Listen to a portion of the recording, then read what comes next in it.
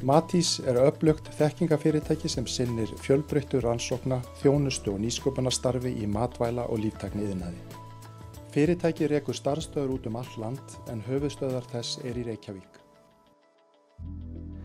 Fæðuöryggi og matvælaöryggi eru ein af stóru áskorunum sem að veröldin stendur frammi fyrir. Heimsbyggðin stendur frammi fyrir stórum áskorunum og þær snúa meðal annars að fjölgun fólks og þar með þeirra munna sem þarf að fæða. Að því að við sjáum fram á að þurfa að skipta í auknu mæli frá jarðefnaeldsneyti yfir í aðra orkugjafa. Og svo það náttúrulega hlýnun jarðar sem hefur meðal annars þau áhrif að lífmassi að færast til og færast hingað norðar. Við sjáum það meðal annars hér á makrílgengdinni en það líka þá að skapast tækifæri til aukinnar ræktunar á norðlægari slóðum og þetta eru tækifæri sem okkur auðvitað ber að nýta. Af hverju vistkerfi hafsins í kringum okkur að breytast og þessar nýju tegundir að koma inn í okkar farvatn og hversu langt mun þetta ganga, hvernig tengist að loftslagsbreytingum og við eigum auðvitað svo mikið undir þessum auðlindum að við verðum að skilja þessa dýnamík alveg til hlítar. Fáir eru betur undir það búnir heldur en íslensku sjávarútvegur að skapa verðmæti úr hverju sem að svo sem náttúran mun færa okkur í framtíðinni. En til þess að viðhalda þeirri getu, þá verðum við stöðugt að vera vakandi fyrir nýjum tækifærum og rannsóknir, þróun, markaðsstarf gegnir þar algjöru lykilhlutverki.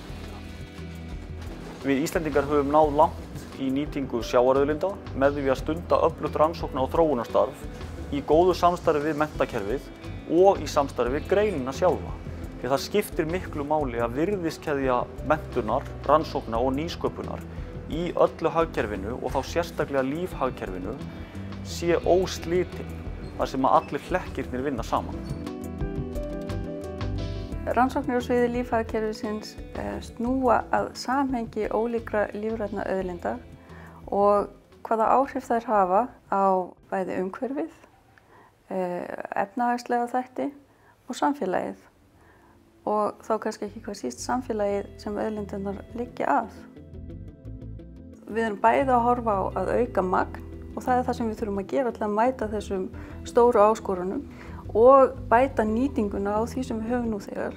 Og svo náttúrulega alveg ljóst að ekkert lífhagkerfi heilbrigt ef það ekki sjálfbært.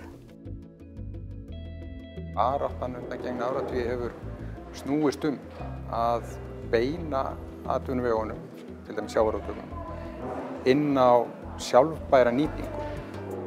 Svo þetta auðvitað víðtækara hugtak, nær til fleiri þátta heldur en bara auðlindarinnar, heldur líka hvernig við nýtum hráefni. Við nýtum það á besta mögulegan hátt.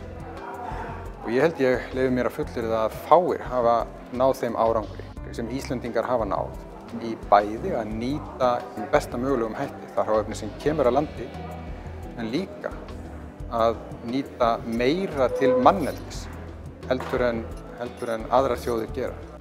Þar í ofanálag höfum við með til dæmis samvinnu við aðila eins og Matís náð að þróa nýjar afurðir og sækja inn á nýja og ennþá verðmætari markaði með okkar vörur. Lyfjamarkaði, snyrtivörumarkaði, annað slíkt. Og þetta árangur sem fáir aðrir geta státað af. Hlutverk Matís að stuðla að aukinni verðmætasköpun í matvæla- og líftækniiðnaði, bættu matvælaöryggi og bættri lýðheilsu.